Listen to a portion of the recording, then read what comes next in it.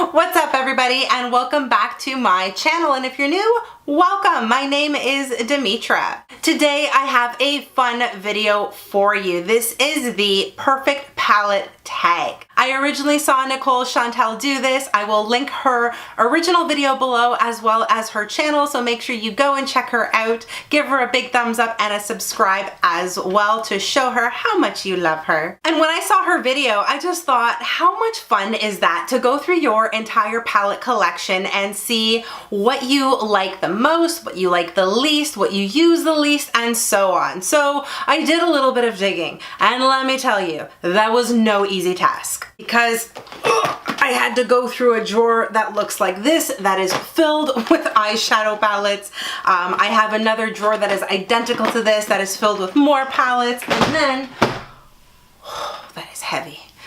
What you see behind all of these acrylic organizers, there are more eyeshadow palettes back there. So having to dig through all of that, I finally found my perfect palettes for this tag. For me, the palette with the best packaging has to be the Marc Jacobs Style Eyecon 20 About Last Night palette. I love this gold exterior. It may be plastic, but I think it is stunning. It is sleek. I love this little button here that you just push open, and you have your gorgeous, gorgeous palette on this side and a big honking mirror that you can use to do your makeup. The packaging on this is just stunning. This palette here is a recent addition to the family, but if we're talking about a palette that has the best color payoff, I have to say it's gotta be the Morphe 35F palette. It looks like this. Tell me this doesn't scream fall to you. It is so, so stunning. I love how pigmented all of these shadows are. I'm just gonna grab a couple of randos here. Let's do a matte as well. Can you see the pigmentation on my fingers here? Like, oh, it is so stunning.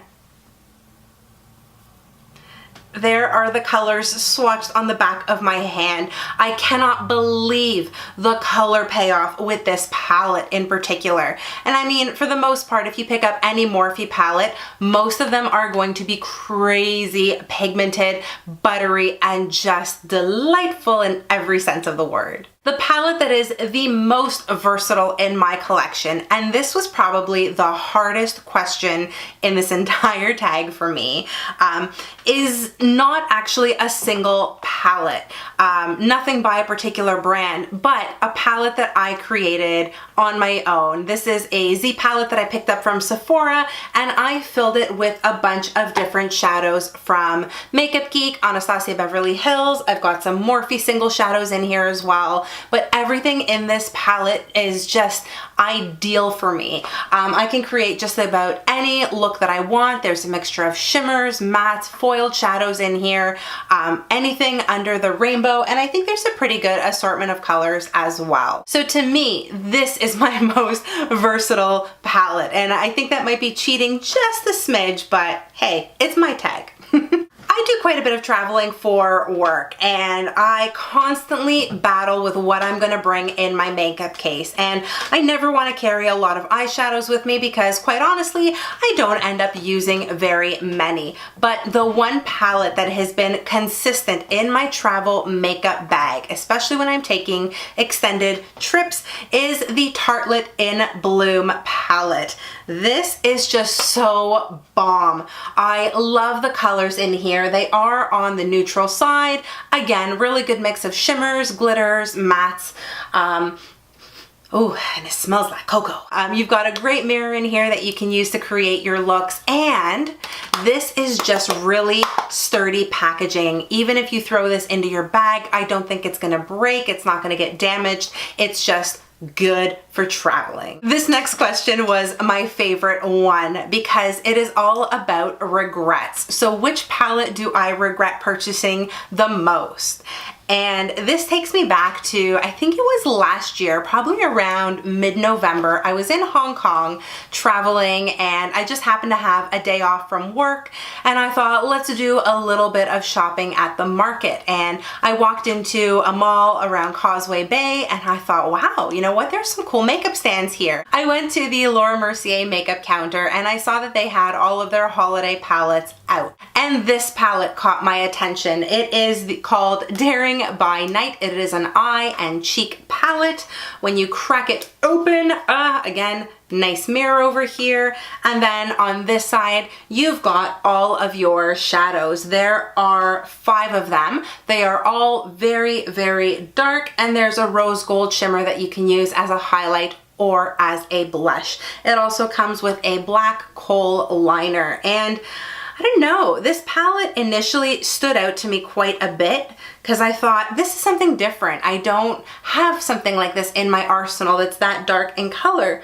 And the colors themselves, oops, as I drop that pencil, the colors themselves aren't awful, but I bought this palette and I never used it. It has just sat inside of my makeup case, and I haven't done anything with it. And it was so expensive in Hong Kong. I really should have just waited until I came back to Canada to buy it or to play around with it a little bit more before I committed to the purchase. But that is the palette that I probably regret purchasing the most. Too Faced always gets me with all of the names of their eyeshadows, so I've got to go with the Boudoir Too Faced palette as being the one that has the best names for its colors. I think it is absolutely hilarious. You've got names like Fuzzy Handcuffs, Voulez-Vous, Garter Belt, Sugar Walls, Lap Dance, French Tickler, Birthday Suit, Satin Sheets, and In the Buff. So they're really fun names. They always play up to the theme of the palette. I absolutely adore these. I think any of these mini palettes would have fun names attached to them. So Too Faced, big ups to you.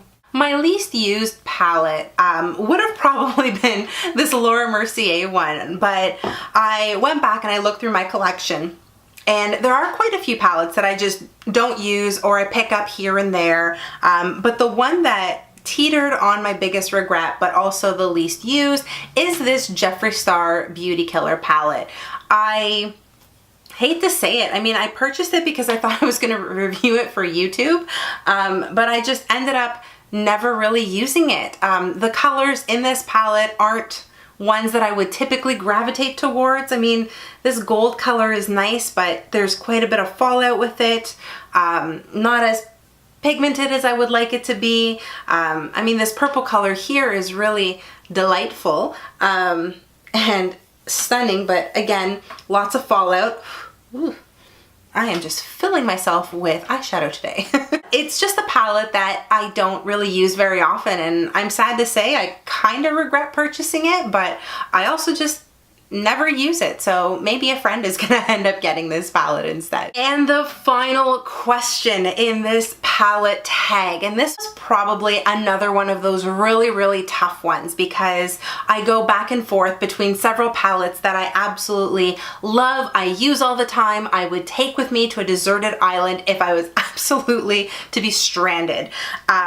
And I originally thought it was going to be the Anastasia Beverly Hills Modern Renaissance palette because of the versatility of these colors, but then I thought, I like these colors down here the most and not so much the reddy ochre colored ones. So I thought, okay, well maybe I won't be taking that palette with me to a deserted island, but the one that I would be super content with and I would probably take down to pan is this. It's the Lorac 3 Pro palette as the protective layer falls out.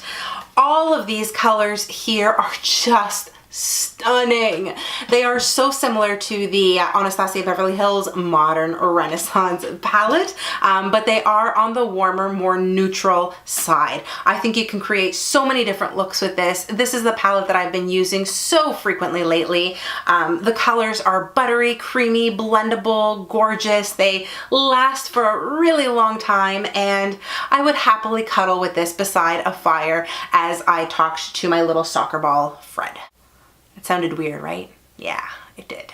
It's okay. I'd make friends with little woodland creatures or sea creatures, whatever is just floating around in the ocean. I hope you enjoyed this video as much as I did making it. It was so much fun to go through all of the palettes that I have in my collection. Let me know if you want to see a bit of a makeup collection tour. I can maybe start by going through all the palettes that I have, the ones that I use the most, the ones that I use the least. I mean, this video pretty much told you everything that I may end up telling you in the other video. But let me know if that's something you guys are interested in. Thank you so much for watching this video. Make sure you subscribe to my channel so you don't miss any of my upcoming videos. Make sure you follow me on Twitter, Instagram, Facebook, and Snapchat so you can get little sneak peeks into the new products that I'm dabbling with, and also find out when my new videos will be uploaded. I will put down all of my links in the description box below. Let me know in the comment section below what some of your favorite palettes are and what some of your least favorite palettes are. I'd love to hear from you. Thank you so much for watching this video. I hope you're having a great day no matter where you are in the world. Stay beautiful, and I'll see you soon. Bye, guys.